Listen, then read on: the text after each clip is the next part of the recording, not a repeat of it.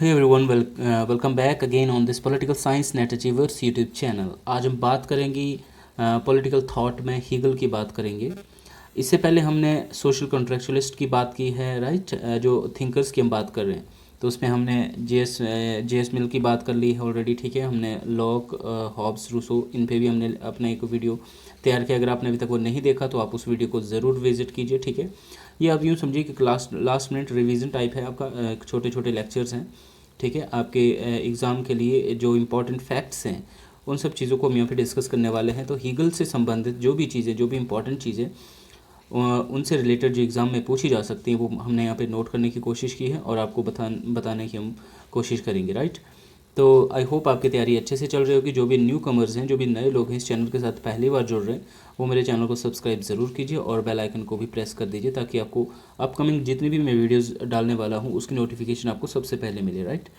तो हीगल, देखिए हीगल का जो टाइम पीरियड है वो 1770 से 1831 तक है। एक तो आपने ये याद रखना है क्योंकि सीक्वेंस में कई बार थिंकर्स को पूछा जाता है कि कौन सा थिंकर्स जो है किस काल में पैदा हुआ है, राइट। आगे कौन पीछे, आगे पीछे मतलब जो जो भी थिंकर्स हैं, ठीक है। तो हीगल की रचनाएं और प्रभाव, मेन चीज़ें जो रचनाएं जो बुक्स होती हैं, ठीक है, वो भी कई बार पूछी जाती हैं। जो मोस्ट ऑफ जो टाइम आपके किस तरीके के क्वेश्चन पूछे जाते हैं, तो बुक्स पूछी जाती हैं या कोई उनका आइडिया पूछा जाता है, ठीक है। तो देखिए हीगल की रचनाएं, जो फिनोमेनोलॉजी ऑफ स्पिरिट है 1807 में ये बुक उनकी आती है, ठीक है। और उसके बाद element of philosophy of right है, ठीक है। ये दो इंपॉर्टेंट बुक्स हैं जो हीगल की हैं। मैच करने के लिए बुक्स आती हैं कि किस थिंकर ने इनमें से कौन सी बुक लिखी है, ईयर पूछा जाता है, राइट। हीगल पर किसका प्रभाव था? कवि हर्डर का प्रभाव था। तो प्रभाव से रिलेटेड भी क्वेश्चन आते हैं कि कौन सा थिंकर जो है सबसे ज़्यादा किस थिंकर से जो है प्रभावित था। तो कवि हर्डर का प्रभाव सबसे ज़्यादा हीगल पर देखने को मिलता है। हीगल का मुख्य उद्देश्य क्या था? वो था जर्मनी की एकता का निर्माण करना प्लस जर्मनी को एक शक्तिशाली राष्ट्र बनाना, ठीक है।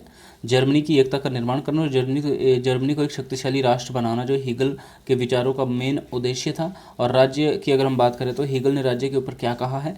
हीगल ने राज्य का विकास परिवार से माना है, बिल्कुल जैसे जैसे अरस्तू ने भी माना है, ठीक है। परिवार से एक ग्राम बना, ग्राम से नगर बना, नगर से राज्य बना, ठीक है। उस हिसाब से जो है हीगल भी मानते हैं कि राज्य का विकास किससे होता है? परिवार से होता है। हीगल का राज्य जो है आंगिक प्रकृति का है। आंगिक मीन्स कि जो आपका राज्य है वो एक शरीर रूपी है और उसके जो उस राज्य में रहने वाले जो व्यक्ति हैं वो उन अंगों की तरह है, ठीक है। जो एक शरीर के जो अंग होते हैं बिल्कुल उसी तरह से है, ठीक है। ही सेड राज्य धरती पर ईश्वर का अवतार है। तो कोटेशन पूछी जाती है, ठीक है, कि किसने कहा है कि राज्य जो धरती पर ईश्वर का अवतार है, ठीक है। State is a March of God on earth, ठीक है। इस तरीके से इंग्लिश में भी कोटेशन पूछी जाती है। तो ये राज्य जो है धरती पर ईश्वर का अवतार है, ये भी किसने कहा है? ये हीगल ने कहा है। राज्य का मूल कार्य क्या है? नागरिक समाज को निर्देश देना है, ठीक है। एक सिविल सोसाइटी की बात की इन्होंने, आगे हम बात करेंगे इसके बारे में। हीगल राष्ट्रवादी है, अंतर्राष्ट्रवादी नहीं है। तार्किक ही वास्तविक और वास्तविक ही तार्किक है, ये भी कोटेशन किसकी है? हीगल की है, ठीक है। ये कई बार पूछी जाती है। जो मुक्ति मूलक है वो वास्तविक है और जो वास्तविक है वो मुक्ति मूलक है, ये भी हीगल ने कहा है, ठीक है। अगर इनकी हम चिंतन पद्धति की बात करें तो हीगल की जो चिंतन पद्धति है, उनका जो मैथोडोलॉजी है, ठीक है, वो द्वंद्वात्मक है। और हीगल पहले विचारक है जिन्होंने राजनीति का अध्ययन इतिहास के माध्यम से किया है। जबकि हमने देखा कि कार्ल मार्क्स ने भी जो हिस्टोरिकल मटेरियलिज्म की बात की है, ठीक है, या एक हिस्टोरिकल इंटरप्रिटेशन दी है उन्होंने, ठीक है, वो जो हिस्ट्री की, ठीक है। तो उन्होंने वो थॉट कहाँ से लिया है? हीगल से लिया है। और हीगल की जो चिंतन पद्धति है वो द्वंद्वात्मक है और हीगल पहले विचारक है जिन्होंने राजनीति का अध्ययन इतिहास के माध्यम से किया है तथा इतिहास के दर्शन का निर्माण किया, ठीक है। नव राज्य के विकास की अगर हम बात करें तो अकॉर्डिंग टू हीगल राज्य का जो विकास है वो परिवार से आरंभ होता है और परिवार से नागरिक समाज तथा नागरिक समाज से राज्य का विकास, ठीक है। राज्य सार्वभौमिक परार्थवाद का क्षेत्र है। तो जैसे कि हमने ऑलरेडी बताया कि जिस तरह से अरस्तु मानते हैं उसी तरीके से हीगल ने भी क्या माना है? राज्य का विकास जो है परिवार से माना हुआ है, ठीक है। अब नागरिक समाज की जो उनकी संकल्पना है, ठीक है, कॉन्सेप्ट ऑफ सिविल सोसाइटी, तो हीगल पहले विचारक है जिन्होंने नागरिक समाज और राज्य के मध्य स्पष्ट विभाजन किया है, ठीक है। तो देखिए ये भी क्वेश्चन बनता है कि जो पहले विचारक है किसने पहली बार नागरिक समाज और राज्य के मध्य जो स्पष्ट विभाजन किया था, वो कौन थे? हीगल हैं, ठीक है। और ईश्वर की जगह इन्होंने जो सार्वभौमिक आत्मा शब्द का प्रयोग किया है, ठीक है। नेक्स्ट अब देखते हैं कि नागरिक समाज और राज्य में इन्होंने अंतर क्या किया, ठीक है। हीगल ने राज्य और नागरिक समाज के मध्य संबंध पूरक और विरोधाभासी दोनों हैं, ठीक है।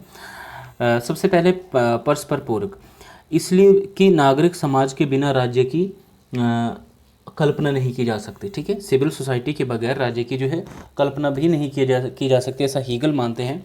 और साथ ही साथ नागरिक समाज में ही प्रशासनिक, विधायी व न्यायिक कार्य पूरे किए जा सकते हैं। ठीक है, ऐसा हीगल का मानना है। और विरोधाभासी कि इसलिए क्योंकि नागरिक समाज प्रतिस्पर्धा और स्वार्थ का क्षेत्र है, जबकि राज्य पूर्ण नैतिकता और सार्वभौमिक परार्थवाद का क्षेत्र है। ठीक है, नेक्स्ट हम देखते हैं। नेक्स्ट हम बात करते हैं युद्ध की संकल्पना। तो देखिए, युद्ध की संकल्पना के बारे में हीगल का ये मानना था कि युद्ध जो है नैतिक है। ठीक है, और उन्होंने युद्ध को अवैयक्तिक भी कहा है। स्वतंत्रता के बारे में क्या कहते हैं कि व्यक्तिवादी जो उदारवादी विचारकों को उन्होंने अस्वीकृत किया है। ठीक है, मतलब जो उदारवादी लोग हैं, जो इंडिविजुअलिस्टिक हैं, ठीक है, व्यक्ति की स्वतंत्रता की बात करते हैं, उन्होंने उस चीज़ को अस्वीकार किया है। ठीक है, इन्होंने क्या माना कि राज्य की आज्ञा का पालन करना ही स्वतंत्रता है। अर्थात इनका इनडायरेक्टली ये माना था कि राज्य क्या है अपने आप में, राज्य जो है अपने आप में एंड है और व्यक्ति सिर्फ एक साधन है, मीन्स है। ठीक है, सकारात्मक स्वतंत्रता का इन्होंने समर्थन किया, पॉजिटिव लिबर्टी, जिसका मतलब क्या होता है कि व्यक्ति के कार्यों में स्टेट का इंटरवेंशन होना ज़रूरी है। ठीक है, ताकि दूसरे की स्वतंत्रता का हनन ना हो सके।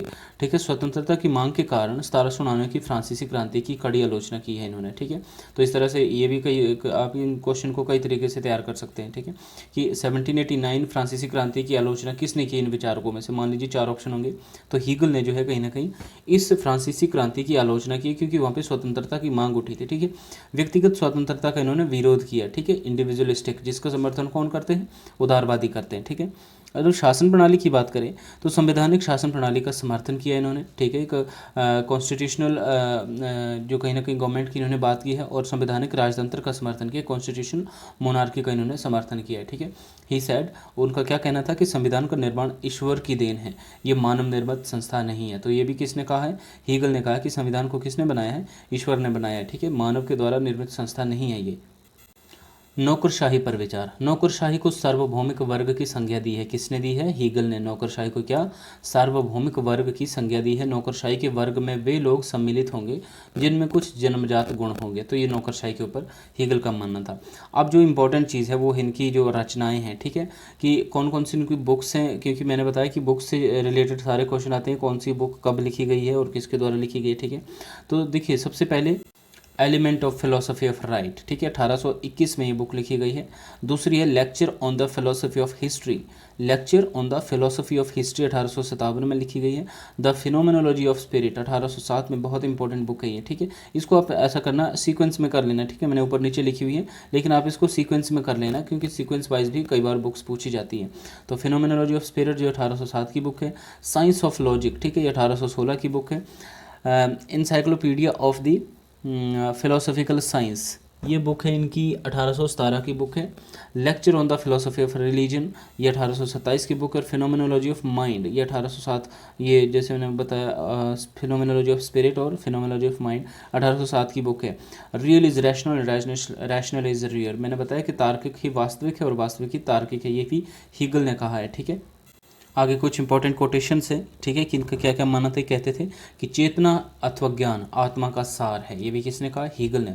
ब्रह्मा का सार स्वतंत्रता है। ठीक है, और ऐतिहासिक प्रक्रिया में महत्वपूर्ण इकाई राष्ट्र है, व्यक्ति नहीं। जैसे मैंने बताया कि इनका मानना ये था कि कहीं ना कहीं जो आपका जो राज्य है, ठीक है, वो क्या करेगा, वो वो इंटरफेयर करेगा व्यक्ति के कार्यों में, क्योंकि एक सकारात्मक स्वतंत्रता की बात करता है। मतलब उसने जो राज्य को पहले रखा है, व्यक्ति को बाद में रखा है। ठीक है, राज्य की पर्सनैलिटी थ्योरी दी है इन्होंने। ठीक है, तो ये भी किसने दी है, पर्सनैलिटी थ्योरी हीगल ने दी है। और राज्य सर्वशक्तिमान है, इसके खिलाफ क्रांति नहीं की जा सकती, किसने कहा, ये हीगल ने कहा। तो ये जो कोटेशन है इंपॉर्टेंट, ये भी आपने याद रखनी है और बुक्स भी याद रखनी है, और जो जो भी इंपॉर्टेंट फैक्ट हैं अबाउट हीगल, ये सारे आपने याद रखने, एक दो बार आप इनको रिवाइज़ कीजिए। ठीक है, तो क्योंकि आपके एग्ज़ाम के लिए ये ज़रूरी हैं ये सारी चीज़ें। फ़िलहाल अभी क्योंकि वक्त बहुत कम है एग्ज़ाम के लिए रहा हुआ, इसलिए मैं आपको इसी तरीके से करवा रहा हूँ। बाकी डिटेल में लेक्चर जब हम 2023 के लिए नेट की तैयारी करेंगे, उस वक्त फिर 1 by 1 थिंकर्स हम डिटेल में अच्छे से इनके ऊपर हम लेक्चर तैयार करवाएंगे। ठीक है, तो आई होप आपको ये वीडियो पसंद आया होगा। अगर वीडियो अच्छा लगा हो तो वीडियो को लाइक, कमेंट एंड शेयर ज़रूर कीजिए, और बेल आइकन को भी प्रेस कर दीजिए। अगर आप पहली बार मेरे चैनल पर हो तो चैनल को सब्सक्राइब ज़रूर कर दीजिए।